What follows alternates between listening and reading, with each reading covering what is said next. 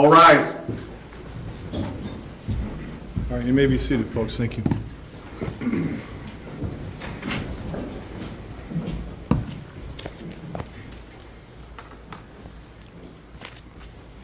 All right, we are on the record in the state of Ohio versus Mr. David McDaniel, case 673-674. On a prior date, defendant withdrew his former plea of not guilty and entered a plea of guilty as follows. Mr. McDaniel entered a plea of guilty to amended count 1, aggravated murder, unclassified felony, with the deletion of specifications. As to count 2, aggravated murder, unclassified felony, with deletion of specifications.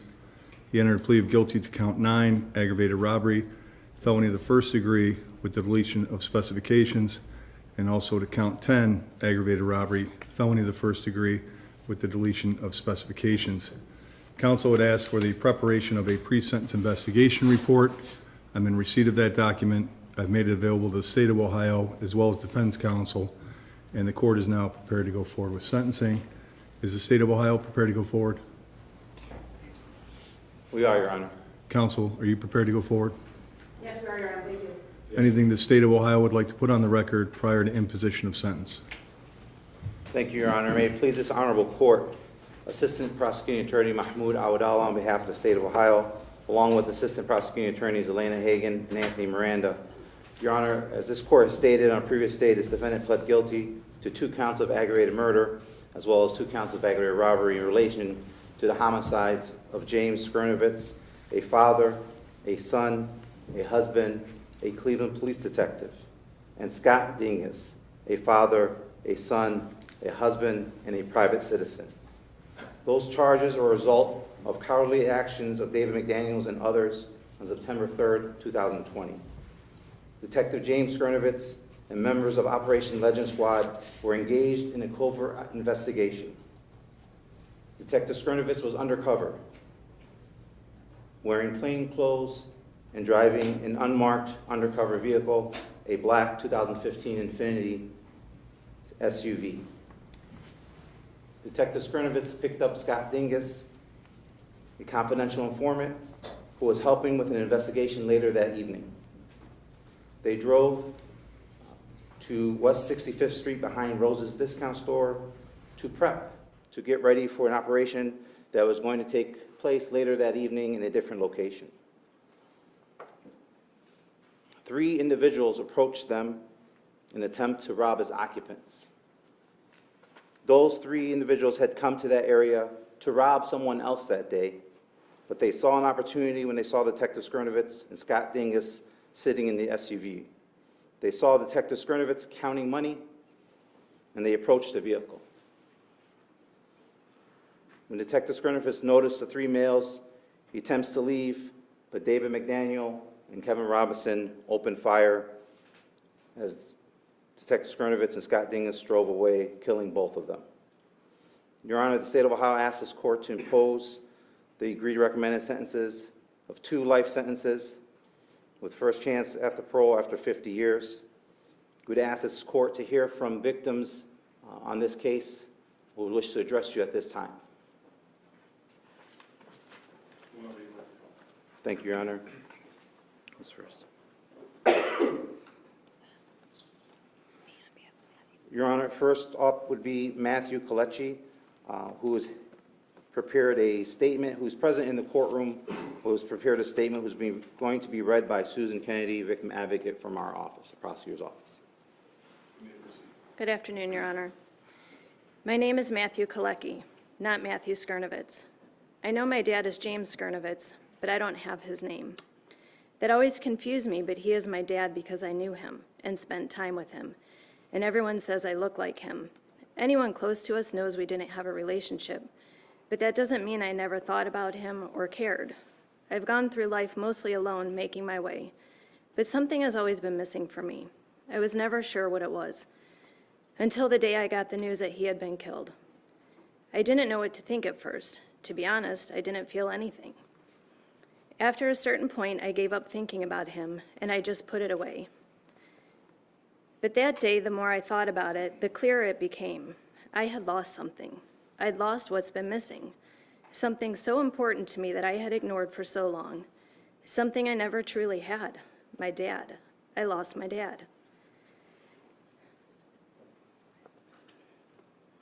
The person I needed to look up to and to talk to get advice from and learn from. I feel every son needs a father, and every son wants to make his father proud. I know I did. Would he be proud of me if he knew me? Would we get along? Would we share rock music together? Did he love and care about me? Did he think about me or miss me? These are questions I will hang on to for the rest of my life, and I will never have the answers. These things I remember. There's things I remember and things I don't. I know I don't remember his voice, but I remember long car rides in the cold, rock music, crab lakes, Carmex, his sweatpants, beanies, and forcing me to get haircuts. I remember he always carried his pager. I remember the last time I seen and talked to him in person, at my graduation in 2008. He asked me what's next for me. I said, I don't know. I have a picture of that moment, and now I'm glad that I do. What I also didn't know was the next time I would see him would be at his funeral years later, where I talked to him and said goodbye for the last time, but he couldn't talk back. As for what I have to say to you, Mr. McDaniel, I don't have much, other than it's unfortunate that whatever has happened in your life has led you to where you are now, and that the consequences of that has turned into immense pain for me, my family, and anyone who knew him. To do something so stupid and pointless is something I don't understand. And this is not a thank you, but all of this has brought me back to my family. Kristen, Bailey, Peyton, Grandma Sandy, and Uncle Greg, and all of Dad's police friends I've met. I love you all, and I am so glad to know you and have you in my life. James Skernivitz, who is a big policeman in character to some, to me he was just my dad, who I've always wanted to but never really knew. Dad, I wish we had more time together. I hope you would be proud of the man I am now. I love you and I miss you and I always will. Your Honor, at this time, Bailey would like to address this court. With the court's permission, I can.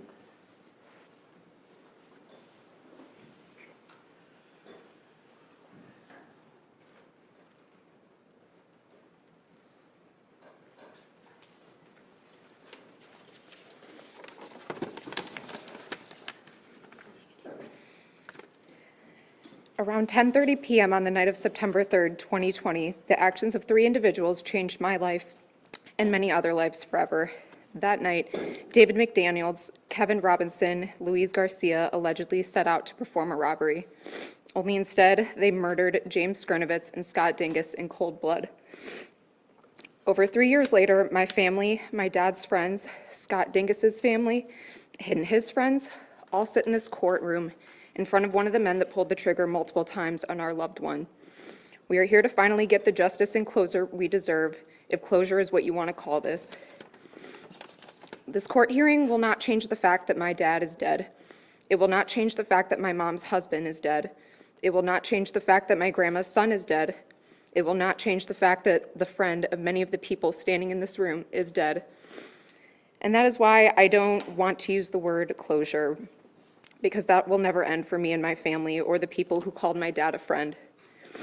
For the last 3 years and for the rest of my life, at every event, holiday, accomplishment that I will ever experience and will ever feel, it'll always feel like someone is missing, and that's because my dad is missing. I will not get the chance to see my dad again, to hug him one last time, to laugh with him one last time, to fight with him one last time, to hear him call me Bird one last time, to tell him that I love him one last time, or to say goodbye to him one last time. My dad was supposed to see me graduate college. My dad was supposed to celebrate my brother's 21st birthday with him. My dad was supposed to be here. My dad will never get to see me or my brothers get married. My dad will never get to meet his grandchildren who may exist one day. My dad will never get to grow old with my mom. My dad will never get to live out the life that he worked so incredibly hard for. And that is because of you, David McDaniel. It is also because of you that in the back of my mind, I will always be absolutely terrified of something happening to my mom or one of my brothers. I currently live with my mom and my younger brother, and up until very recently, I would truly hate when one of them would leave the house. I used to find myself in a panic if they weren't home, or if I didn't know where they were. I would not go to sleep until I knew that both of them were home. If they didn't come home, I would call and ask where they were and when they would be home. My mind would automatically assume the worst if they weren't home when I thought they would be, or if one of them did not answer their phone the first time that I called. If another family member called me, my mind instantly went into that panic mode, and before answering, I would prepare to hear that something horrible happened to one of them. David McDaniel, not only did you take away my dad from me, but you also took away any sense of safety that I had for myself or my family. It's natural to worry about your family, but I will forever have a type of worry and fear that most people could never understand. David McDaniel, I want you to know that from the beginning, over 3 years ago, I did not wish for you to receive the death penalty, and that I defended your life to my family and my legal team.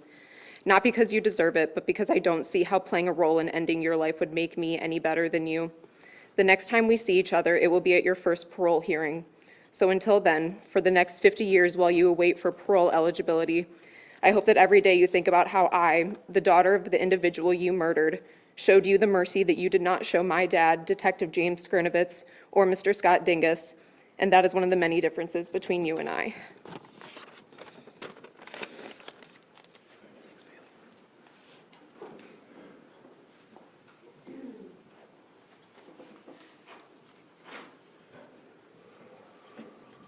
Your Honor, I believe Sandy Skernivitz, the mother,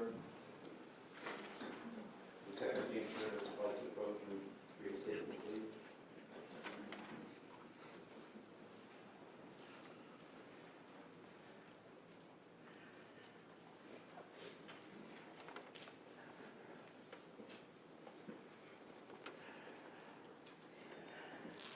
"2 years, 7 months, and 10 days ago, you callously took the lives of 2 men. One of those lives was my son, a brother, father, and husband. The ripple effect of your actions that night will be felt by all who knew and loved him forever. The sentence you are receiving for your actions does not even come close to what you deserve. WTF."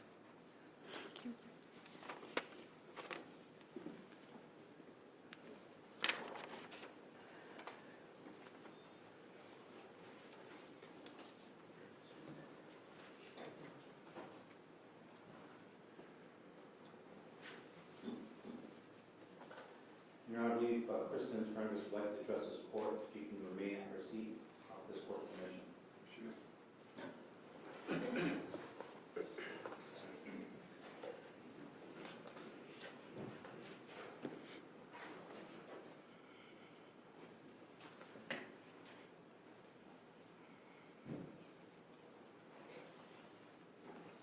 You murdered 2 men, September 3rd, 2020. You will serve 25 years for each of their murders. That is not justice. That is not fair.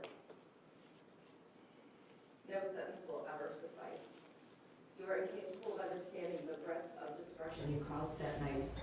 I want you to feel the fear and panic Joe and Scott felt when the 3 of you surprise attacked them. I want you to feel the terror they felt, knowing that they couldn't escape, your shower of bullets piercing their bodies. I want you to feel the desperation they felt, gasping for their last breath. I want you to feel the emotional torment I felt telling Jim's mom, brother, and our kids that Jim was murdered. I want you to feel the physical weakness we all felt as we nearly collapsed into each other's embrace in the parking lot at Metro that night. I want you to feel the absolute sickness and heartache you bestowed upon hundreds, maybe even thousands of people who loved Jim and Scott. Scott's life was no less valuable than Jim's, but the remainder of my focus today is on the man I know and love. You murdered a man whose life was dedicated to preventing people like you from becoming people like you. You murdered a man whose life was dedicated to protecting people like you from people like you. A few weeks after you murdered Jim, I decided to write a victim impact statement, knowing we would eventually arrive at this day. I plan to write a statement every few weeks to review the evolution of my feelings about you and the others involved in the murders and aftermath. Several weeks later, as I sat to write a second version of the statement, I decided none of you are worth one more moment of my time. Not one more thought in my mind. I never wrote another statement. Until today. Today will be the last time you intrude on my life. It's nearly 3 years later, and I finally wrote the second version, the final version. I don't mourn the murders you committed that night. That would mean including you in my mourning. You don't exist to me. I mourn the abrupt and horribly premature absence of Jim. I miss Jim when I wake up and his arms are not around me. When I'm brushing my teeth and Jim's not next to me doing the same. When I leave for work and Jim's not there to kiss goodbye. When I look at my phone and there's no missed call or text from Jim. When I go to the grocery store and I don't pick up a tub of butter pecan ice cream. When there's a football game and he's not yelling at the TV or on the phone mulling over the play-by-play with his friends. I miss Jim when I drive his truck and listen to the last CD he left in the player. I miss Jim when I wear his favorite hoodie, but I can no longer smell him. I miss him so much when I look at our kids and I see Jim smiling back at me. Take a look at the obvious imbalance of support in this courtroom today. You see, David, Jim was everything to a lot of people. He was everything to me. He was everything to his family. And he was everything to his friends. You are nothing but a piece of shit.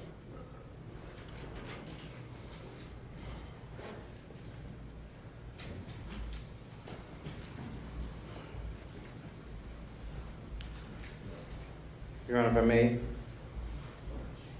Go ahead.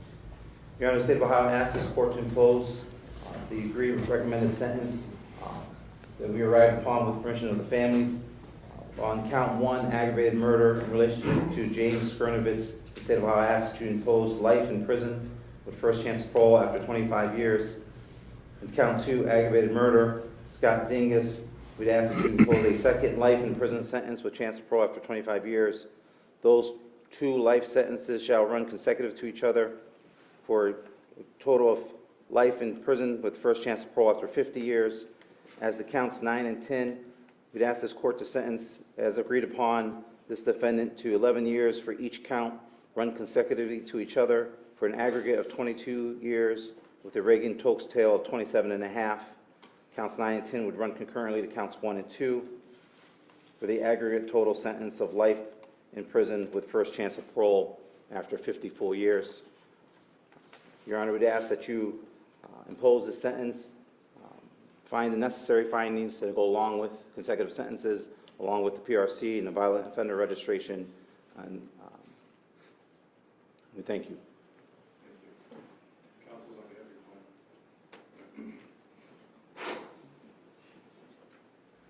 May it please the court, Your Honor, Nancy Jameson and Fernando Mack on behalf of David McDaniel. Your Honor, obviously there's nothing that can be said in this courtroom today that can put back anybody's life, that can make this situation any less difficult than it already is for the families of Jim Skernivitz, for the families of Scott Dingus, and for the families of David McDaniel. As a defense attorney, sometimes we have a tough job. We have to, and we take on the pleasure, in our opinion, of representing people who have been charged with crimes. Mr. McDaniel was charged with these crimes, and ultimately, or at the beginning of this case, he was facing the death penalty. We, myself and Mr. Mack, on behalf of our client, tirelessly tried to resolve this case so that our client could, at some point in time, be eligible for parole and not get the death penalty. We had many, many meetings with the state of Ohio about this situation, and ultimately we were able to come to an agreement on the agreed recommended sentence of 50 years to life. 25 years for each Mr. Dingus and for Detective Skernivitz. We believe that this is a fair sentence. We would ask the court to impose that sentence. The David that we know he's 21 now. When Fernando Mack and I first met him, he was 18 years old. This occurred when he was 18 years old. The other two co-defendants in this case were juveniles at the time.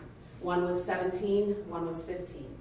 Our client has grown up in the county jail. He's been sitting in the county jail since September 7th of 2020, almost 3 years.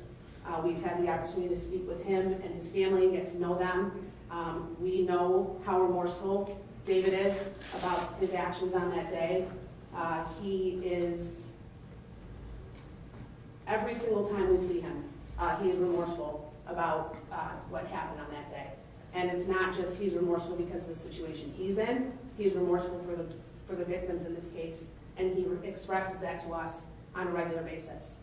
Obviously, he is agreeing through this plea agreement to do 50 years before he's eligible for parole. Imagine that at 21 years old. So by the time he gets to that point, he's going to be in his early 70s. He is taking responsibility. This is not a light sentence by any stretch of the means, and he is taking responsibility for his actions, and we would ask that the court would take that into consideration. We would ask that the court would impose the recommended sentence, and I believe Mr. Mack wants to speak as well as our client. Thank you, Judge. Counsel? Judge, let me begin by offering my condolences to the families. We never, ever ignore the fact that what you're going through is more than anything that anyone from this side is experiencing. It is true that he was 18 at the time of this incident, and he had no prior criminal history. And he knows this was a random, reckless, violent behavior that led to this tragedy, and it was senseless. He also knows that he's destroyed 3 families. Those families over there, and this family back here as well. And he has been in custody for almost 3 years to think about the error of his ways. And it is true, like Nancy said, that he has been remorseful. Our job is mitigation, and we know that words don't easily pass over to the other side because there's nothing that's going to change the scenario. But our mitigation has allowed for us to arrive at a resolution that places David at the age of probably almost 70 years old before he's parole eligible. I like the fact that he's accepted responsibility and didn't cause either one of these families to go to trial. It's a step in the right direction. And I hope over the course of the next 50 years, whoever may be living and surviving and his family will continue to show the support that they have for him, because he's going to need that to get through this situation. So I would ask the court to go along and recommend a sentence. Mr. McDaniel, you don't need to address the court. If you wish to, you may.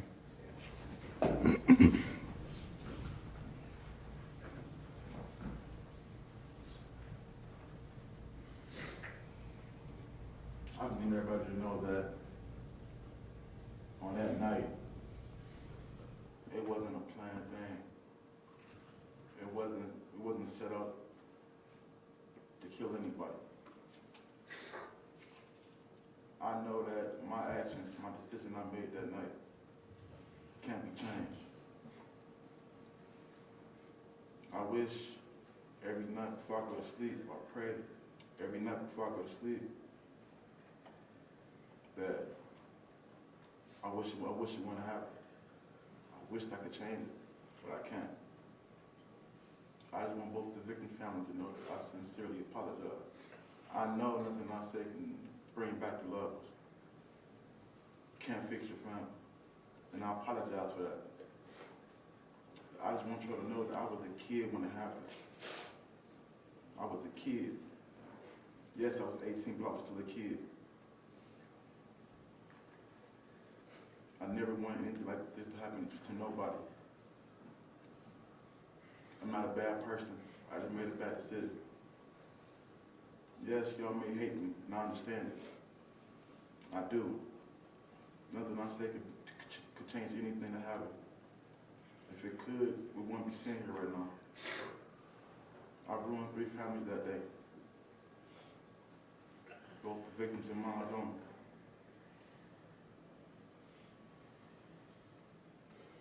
No, nobody deserves to die. Nobody deserves to lose anyone. But I want everybody to know that I sincerely apologize.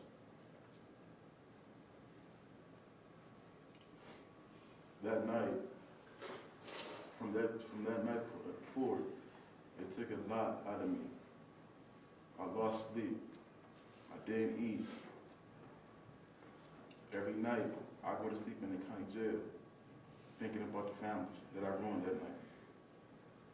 Thinking about the ways, if I knew that was going to happen, it wouldn't happen. But I did, and it did, and I sincerely apologize. There's nothing I can say or do to change what happened, and I wish it could, but it can't. And I'm sorry for that. Thank you. Anybody else? No one else, Your Honor. Thank you. All right.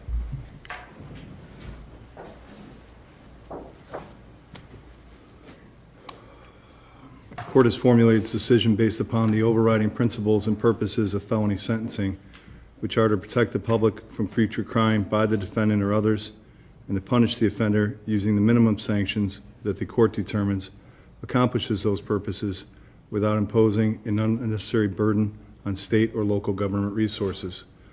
To achieve these purposes, the court has considered the need for incapacitation, deterrence, rehabilitation, and providing for restitution.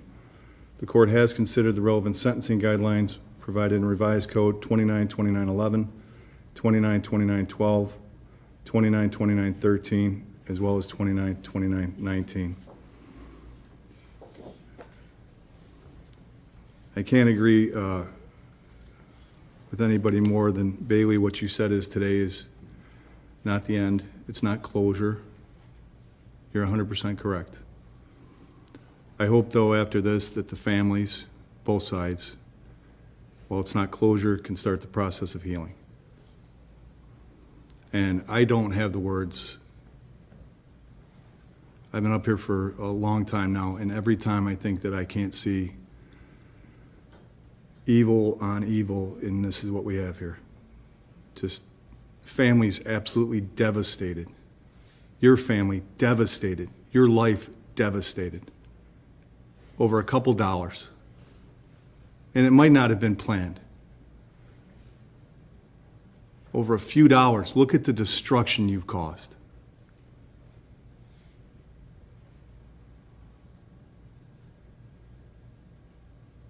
I'm sorry to the families. I wish this robe gave me some sort of magic to make things go away.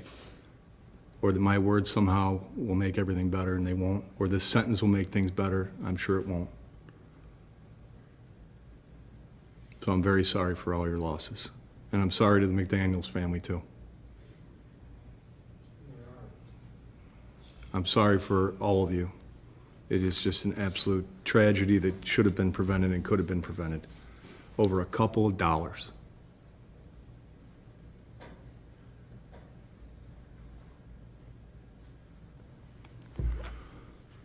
I will sentence you according to the plea agreement by the parties. First and foremost, so based on your plea, you are on notice of your duties to enroll as a violent offender if you are released pursuant to 2903.41. I'll have your counsel fill out that paperwork with you at the appropriate time. As to count 1, aggravated murder, that'll be a life imprisonment with eligibility for parole after 25 years. As to count 2, aggravated murder, life in prison with parole eligibility after 25 years. As to count 9, aggravated robbery, felony of the first degree, that'll be 11 years at the Lorraine Correctional Institution. Sir, because you qualify for what is known as the Reagan-Tokes Law, which I'll note your lawyer's objection to, you are going to receive 2 sentences. You will receive what's called a definite sentence of 11 years, and you're subject to an indefinite sentence of 16 and a half years as it relates to count 9. Sir, there is a rebuttable presumption that the defendant shall be released from the service of the sentence at the expiration of the minimum term or presumptive early release date, whichever is earlier. That the DRC may rebut presumption if at hearing held under 2967.271, DRC makes specified determinations regarding the offender's conduct while confined, the offender's threat to society, the offender's restrictive housing, if any, while confined, and the offender's security classification. That if, as described in Division 2, DRC at the hearing makes a specified determination and rebuts the presumption, they may maintain the offender's incarceration after the expiration of the minimum term or after the presumptive earned early release date for the length of time DRC determines to be reasonable, subject to the limitations specified in Section 2967.271. That the Department may make the specified determinations and maintain the offender's incarceration under the provisions described in Division B2C2 and Division 3 of this section more than one time, subject to the limitations specified in Section 2967.271. That if the offender has not been released prior to the expiration of the offender's maximum prison term imposed as part of the sentence, the offender must be released upon the expiration of that term. As to count 10, aggravated robbery, felony of the first degree, that'll be an 11-year sentence at the Lorraine Correctional Institution. Pursuant to the plea agreement, count 9 and 10 shall run consecutive to one another. The court finds that a consecutive sentence is appropriate pursuant to Revised Code 2929-19B2B and 2929-14C4. The court further finds that it is necessary to punish the offender, protect the public from future crime, and is not disproportionate to the seriousness of the conduct and the danger posed by the defendant. That one or more offenses were committed while offender was awaiting trial on community control sanctions or post-release control, or that two or more offenses are part of one or more courses of conduct, and that the harm caused is so great or unusual that a single prison term would not adequately reflect the seriousness of the conduct. Pursuant to the agreement, counts 1 and 2 shall run consecutive to each other, and again, citing 2929-19B2B and 2929.14C4, the court finds that it is necessary to punish the offender, protect the public from future crime, and it is not disproportionate to the seriousness of the conduct and danger posed by the defendant, as two or more offenses are part of one or more courses of conduct, and that the harm here certainly is so great or unusual that a single prison term would not adequately reflect the seriousness of the conduct, and sir, it would simply demean the seriousness of these actions. Therefore, again, it'll be consecutive sentences to count 1 and count 2. Counts 9 and 10 shall run consecutive to each other, but concurrent to count 1, the aggravated murder. As it relates to count 9 and 10, if ever applicable, you will be subject to what is called post-release control, and that would be a mandatory minimum of 2 years up to a maximum of 5 years of post-release control. That means, sir, that the adult parole authority and not this court would supervise you. They again would supervise you for a period of 2 years up to a maximum of 5 years. The adult parole system would give you terms and conditions you must follow. Should you fail to meet the terms and conditions of the adult parole authority, then they can modify and or extend your supervision and make it more restrictive. They can incarcerate you for up to 1/2 the original sentence imposed by this court. If you fail to appear for them, they can charge you with a new offense called escape, another felony where you'd face additional prison time. And if you commit new crimes while on post-release control, you can face the maximum penalty under the law for the new crimes committed. Your sentence then, sir, will be life imprisonment with first eligibility of parole after serving 50 full years. You will be given credit for jail time in the amount of 948 days and any days awaiting transport. I will waive any remaining fines, fees, or costs. You certainly are now indigent, and you will receive any jail time credit awaiting transport. Is there anything else that we need to do on the record on behalf of the state? On behalf of the state, Your Honor, thank you. Anything else we need to do? Nothing on behalf of the defense, thank you, Your Honor. All right, again, thank you very much, folks. I'm very sorry for all of your losses. We're adjourned. You hear that, nephew?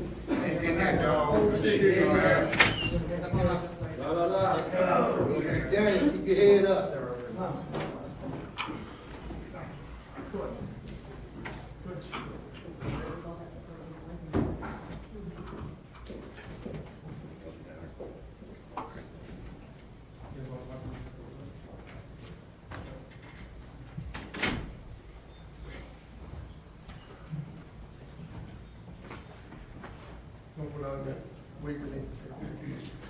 Folks, just a couple of minutes, okay? And we'll get everybody on their way. All right, thank you.